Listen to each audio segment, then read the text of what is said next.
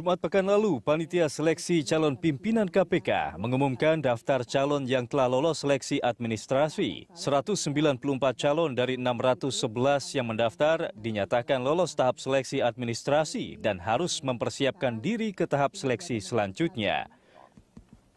Sebagian besar calon pimpinan yang lolos adalah pria berprofesi sebagai advokat dan berasal dari luar ibu kota Jakarta.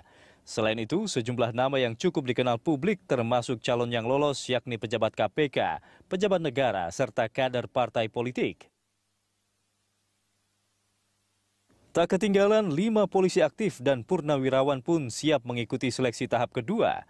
Salah seorang di antaranya bahkan didukung Wakapolri yang sempat bermasalah dengan KPK karena kasus dugaan korupsi dan penyalahgunaan wewenang pejabat negara.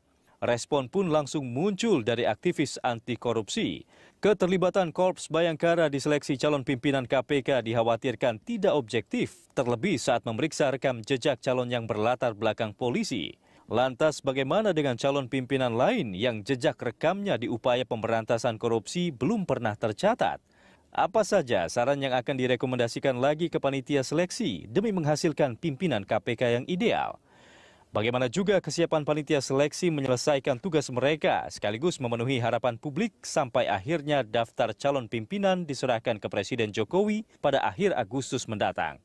Bisakah 9 Sri Kandi mencapai target yang mereka emban?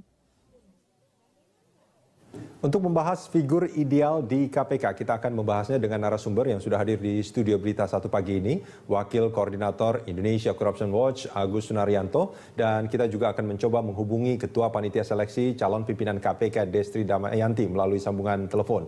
Dan pemirsa, kami juga mengundang Anda untuk memberikan komentar lewat SMS ke 0811-833-5551 atau melalui pesawat telepon di nomor 021-5290-308 atau 021-529-00311. Nanti kita akan coba tampilkan kembali komposisi mereka yang lolos di tahap administrasi. Saya langsung ke Mas Agus. Mas Agus, ini kalau kita melihat proses seleksi calon pimpinan KPK, kita berharap pimpinan KPK yang akan ada nanti adalah tentunya lebih baik dari pimpinan yang sebelumnya dan tidak ada masalah seperti yang terjadi saat ini gitu. Nah, apa yang perlu dicermati supaya pimpinan KPK yang terpilih nanti betul-betul pimpinan KPK yang berani, kuat dan tidak bermasalah?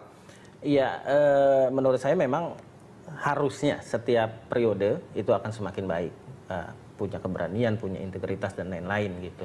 Tapi yang menurut saya yang harus di-stressing saat ini adalah karena KPK sedang posisinya juga dalam kondisi yang sangat bermasalah gitu ya, ada badai yang begitu kuat.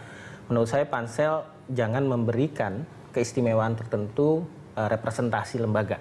Misalnya, contohnya adalah representasi dari kepolisian dan kejaksaan.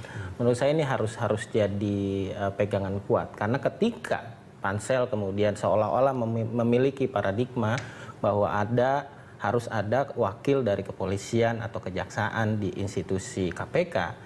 Saya khawatirnya nanti adalah tidak lagi ada objektivitas terhadap para calon. Bukankah itu akan juga menimbulkan sisi positif lain? Artinya bisa memberi harmonisasi koordinasi yang lebih baik dengan lembaga-lembaga seperti kejaksaan dan kepolisian itu seandainya ada calon pimpinan dari dua lembaga itu, enggak?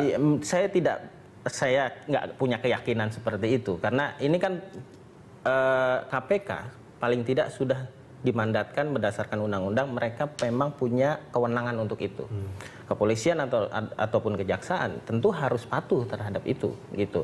Kalaupun tidak ada representasi dari kepolisian atau kejaksaan selama nanti seleksinya adalah fair, menurut saya kepolisian dan kejaksaan kalau memiliki komitmen yang kuat terhadap pemberantasan korupsi, tidak ada semacam esprit de corps gitu ya, seharusnya ini tidak terjadi lagi. Apa sih sebetulnya dikhawatirkan sama Mas Agus kalau memang ada dalam tanda kutip kayak privilege seperti itu? Menurut saya berdasarkan undang-undang sudah jelas. Berdasarkan undang-undang KPK pasal 21 ayat 4 sudah disebutkan bahwa pimpinan KPK otomatis menjadi jaksa, menjadi penuntut dan penyidik gitu, otomatis. Artinya siapapun nanti, entah itu wakil dari masyarakat sipil, entah itu wakil dari BPK ataupun institusi lain, ketika jadi pimpinan maka dia otomatis adalah penyidik dan penuntut.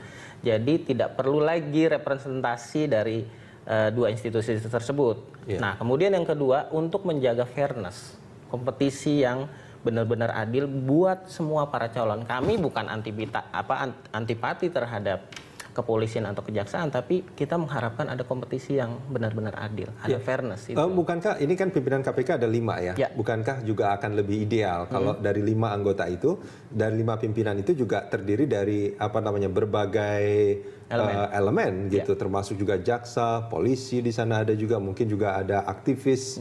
Anti korupsi segala macam, bukankah kita berharap idealnya seperti itu, tapi lagi-lagi ini kan basisnya nanti bukan lagi hanya sebatas background, tapi kompetensi, kapasitas, keberanian, rekam jejak. Kalau semua calon itu kemudian secara ideal ternyata memang ada wakil dari kepolisian atau kejaksaan, no problem. Tapi jangan ujuk-ujuk di depan dikatakan bahwa harus ada representasi dari kepolisian dan kejaksaan. Artinya ini mengeliminir potensi calon-calon lain. Ini hanya karena alasan fairness saja ya. Salah satunya itu. Kemudian yang kedua adalah kita khawatir, sebenarnya ada rasa khawatir juga. Bagaimana kalau kemudian kita lihat lagi mandat dari KPK, bahwa salah satu mandat utama dari KPK bukan hanya membersihkan koruptor yang berbasis penyelenggara negara, tapi aparat penegak hukum juga. Artinya kalau kemudian benar-benar nanti ada wakil dari kepolisian atau kejaksaan tidak memiliki integritas yang kuat, kita khawatir COI yang terjadi, conflict of interest gitu. Ini yang kita khawatirkan. Tapi lagi-lagi seharusnya pansel bisa melihat potensi ini, bisa melihat rekam jejak yang bersangkutan. Jangan sampai kemudian ya mereka adalah jaksa, ya mereka adalah kepolisian, tapi rekam jejaknya tidak baik. Makanya menurut saya yang satu yang harus difikirkan adalah fairness itu. Kemudian mandat utama dari KPK untuk membersihkan korupsi di lingkup aparat penegak hukum, khususnya di kepolisian dan kejaksaan. Nah, itu dikhawatirkan kalau ada pimpinan KPK dari 2 lembaga itu, upaya untuk pembersihan korupsi di 2 lembaga itu tidak akan berjalan dengan baik. Salah satu kekhawatirannya kalau misalnya nanti dipaksakan harus ada kepolisian dan kejaksaan, padahal mereka punya rekam jejak yang tidak baik. Kalaupun mereka bisa berhasil di situ melewati proses yang benar-benar fair, tidak ada keistimewaan khusus, menurut saya nggak ada masalah. Kami dari masyarakat sipil juga nggak ada masalah kok. Banyak wakil dari kejaksaan dan kepolisian yang juga punya kompetensi yang baik, punya integritas yang baik, tapi lagi-lagi jangan memberikan keistimewaan khusus terhadap kepolisian dan kejaksaan. Lalu gimana caranya? Kalau tadi dikatakan bahwa dikhawatirkan ada COI tadi, conflict of interest tadi. Lalu bagaimana untuk menghilangkan itu ketika secara fakta memang mereka adalah latar belakangnya dari 2 lembaga itu misalnya? Apa? Saya pikir ketika mereka sudah masuk di KPK, setelah melalui proses yang fair, rekam jejaknya juga baik gitu, di KPK kan punya mekanisme pengawasan internal ya, lewat majelis etik ataupun kalau pegawai ada pengawas internal gitu. Nah ini yang harus betul-betul berjalan. Kan majelis etik bersifat ad hoc dan masyarakat juga ikut mengawasi. Tapi yang kita inginkan lagi-lagi adalah prosesnya berjalan adil dulu. Nah pansel menurut saya pernah beberapa kali soalnya membaca di beberapa media seolah-olah memberikan keistimewaan. Contohnya pernyataan seperti apa yang? Ya harus ada wakil dari kepolisian dan kejaksaan. Ini menurut saya agak-agak bias menurut saya. Kalau dari awal sudah memberikan itu, bahwa nantinya di KPK ada penyidik atau penuntut dari kejaksaan atau kepolisian, itu nggak ada masalah gitu. Tapi jangan kemudian memberikan jalan lapang dibandingin dengan yang lain gitu. Menurut saya nggak. Mas Agus, tadi Anda mengatakan bahwa gimana caranya supaya konflik of interest itu tidak terjadi dengan pengawasan internal. Nah, ini kan sebetulnya sebelum mereka menjadi pimpinan KPK, sebelum ini menjadi urusan pengawasan internal gitu. Apa yang harus dilakukan oleh pansel saat ini supaya paling tidak di awal sudah bisa dikatakan bahwa orang ini memang tidak akan memiliki konflik of interest jika nanti suatu hari berhubungan dengan lembaga di mana dia pernah berada di sana. Pertama, pansel menjadi posisi yang sangat strategis. Tapi harus diingat juga, pasca pansel nanti ada proses fit and proper test di DPR. Nah, menurut saya sejak awal harus ada semacam integrity ya dari para calon gitu ya. Dan ini masih agak panjang. Tes integritas itu kan sulit sekali gitu. Satu itu tidak ada jaminan. Paling tidak itu komitmen pertama yang harus kita berikan kepada mereka. Kemudian yang kedua adalah harus rekam jejak ini harus penting. Pansel bisa minta dari Kompolnas, bisa dari masyarakat, dari manapun gitu ya.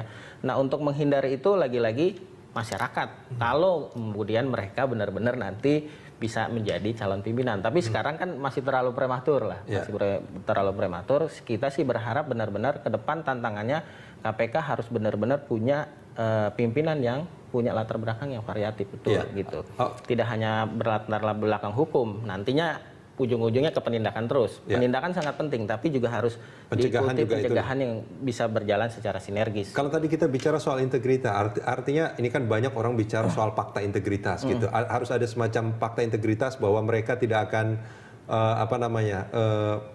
memiliki interest tertentu ketika itu harus berhubungan dengan lembaga tempat dia berada sebelumnya, seperti itu artinya maksudnya, atau bagaimana? Integriti itu kan nanti basisnya adalah diuji lewat majelis etik misalnya atau pengawasan internal. Ketika mereka ada COI, mereka harus mundur misalnya. Apakah mundur sementara atau mundur sepenuhnya? Dan itu harus dilakukan sebelum mereka terpilih sebagai... Menurut saya harus dilakukan itu. Ini bagian ujian kan, ujian awal buat mereka. Mereka berani atau tidak gitu. Dan pengawasan ini menurut saya harus benar-benar ketat. Dulu kan majelis etik hampir setiap periode tuh ada gitu. Nah, kita khawatir ya kita jangan sampai lah bahwa setiap orang punya dosa masa lalu ya. Tapi Pansel kan berharap nantinya benar-benar meminimalisir